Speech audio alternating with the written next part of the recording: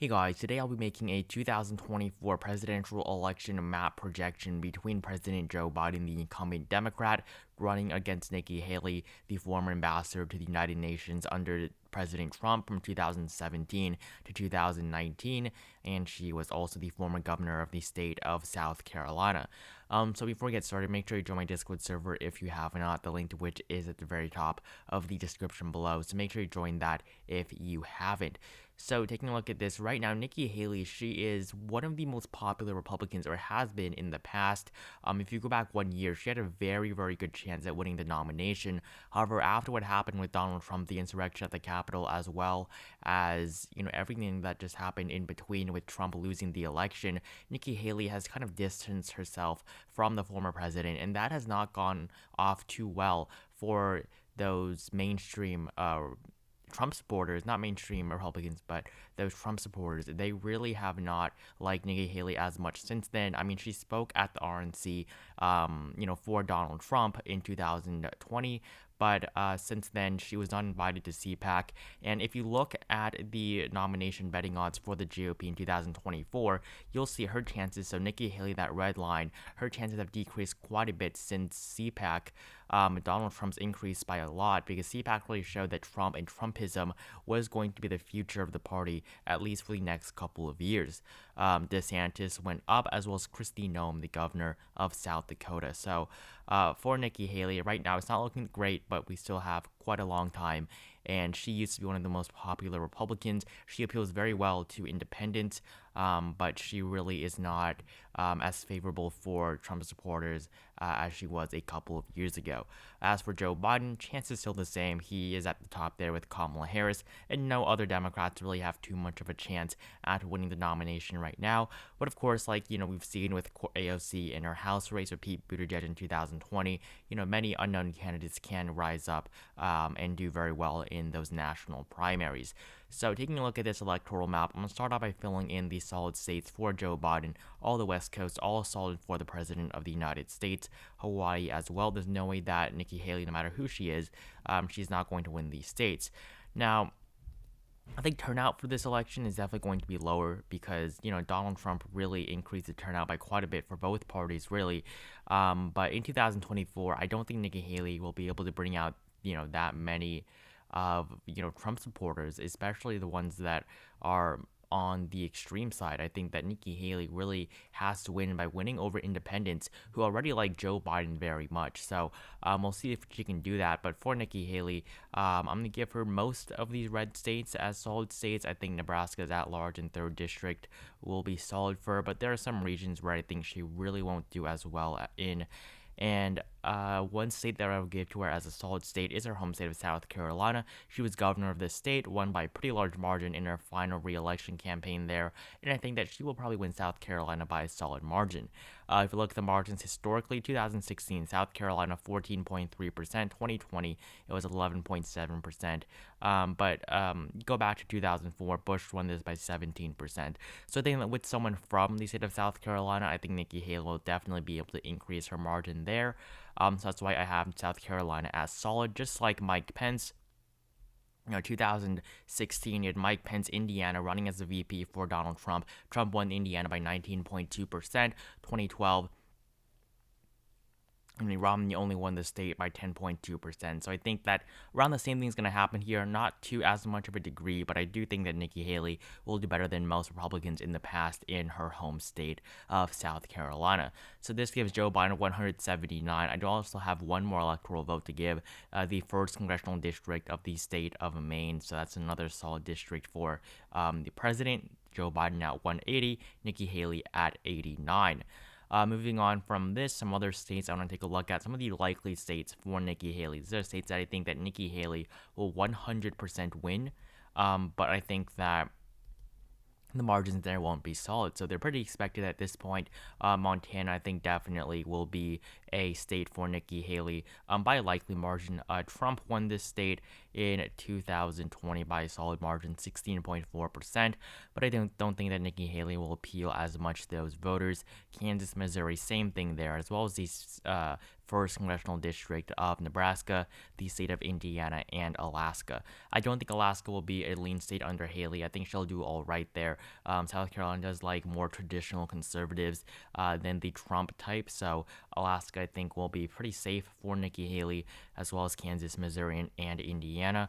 But I just don't see those margins being over 15% for the ambassadors. So Nikki Haley now 124 electoral votes in these states. Really, there's no chance that the other candidate wins any of these states. So Joe Biden at 180, I do have quite a few likely states for him. First off, the Maine at-large vote, that's pretty much going to be likely at this point. It could be solid, but I think that likely is more likely at this point. Minnesota as well. I think Minnesota will probably be likely. Trump was able to do pretty well here, especially in 2016. Running against Hillary Clinton, who only won the state by 1.5%. Now Joe Biden running 7.1% over Donald Trump, and I think that with Nikki Haley, who is a weaker candidate, I do think that Nikki Haley will do even worse here than Donald Trump, which is why I have Joe Biden winning it with a likely margin again. And same thing with the state of New Hampshire, as well as the state of Virginia. These three states, they're pretty close under Clinton, but under Joe Biden, there were pretty solid likely margins. And with Nikki Haley there, I don't think that she'll be able to bring out as many voters as Donald Trump. Pretty far from that, and I think that Joe Biden will comfortably win these three states. There are a few states I want to give to Nikki Haley, starting off with some lean states. Texas, it's not going to flip in 2024. That's just something that we just have to deal with it. Democrats have been pretty optimistic about this for a while, especially in 2020 when the polls looked like Joe Biden was going to win this state. But really, Texas, it's still red. You do have a lot of those metro areas moving a lot to the left, and it probably will be a blue state by 2028, maybe, if that's early, or 2032, 36.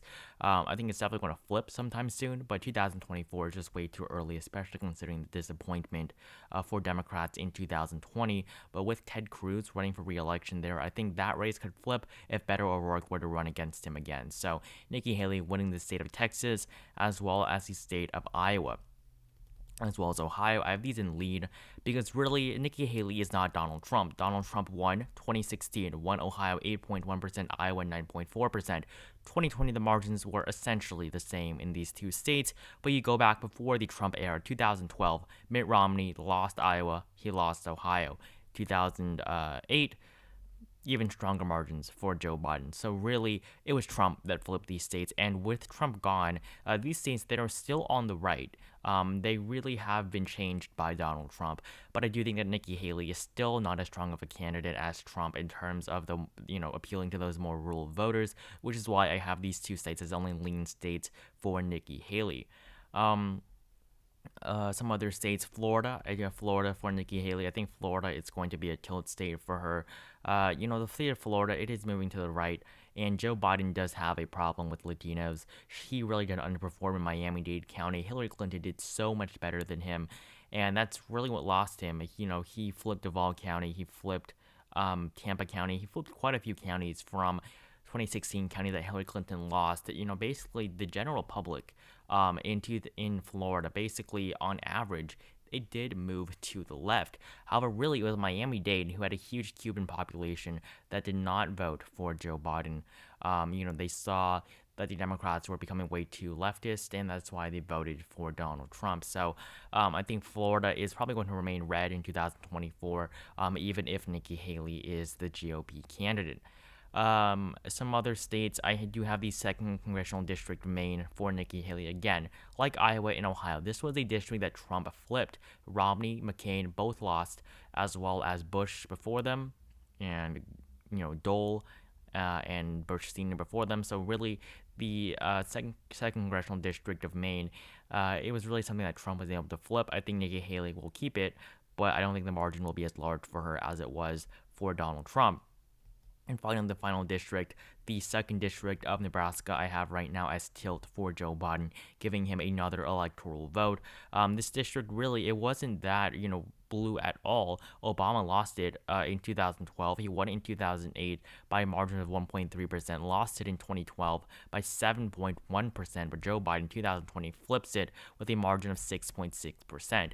So I think that was a one-time thing just because Trump was the Republican nominee there. So I think that Joe Biden will flip the 2nd congressional district of Nebraska. And even if you look at 2016, 2.2%. It was a pretty weak margin for Donald Trump. He does not do well there, especially in that Omaha area in Nebraska. So this puts Joe Biden up at 209 electoral votes and Nikki Haley at 220. I also want to give Joe Biden Colorado and New Mexico as likely states. There's no way these states are not going to be likely. In this prediction, I do think that Colorado will not be as far to the left as, say a Ron DeSantis or Ted Cruz were the GOP nominee, just because the state of Colorado, although it can definitely be solid, I think that it will probably remain likely for Nikki Haley. She does appeal to more moderate voters, and Colorado isn't that much of a leftist state. They have definitely shifted to the left by quite a bit, but they're nowhere, they're not like Vermont or California. So I think that Colorado will probably remain likely, as well as New Mexico. Pretty strong states for Joe Biden in 2020, 10% New Mexico, as well as 13, almost 14% in Colorado.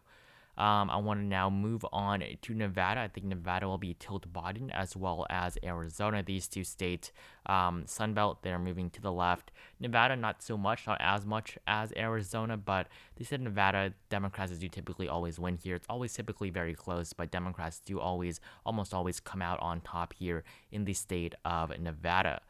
Moving on from this, the Rust Belt, I think, will remain blue. And more specifically, I think they will all be lean for Joe Biden.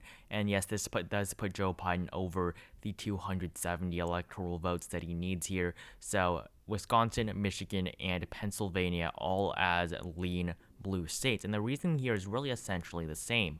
If you go back to 2012, Obama won these states 5.4%, 9.5%, and 6.8% respectively, Pennsylvania, Michigan, and Wisconsin.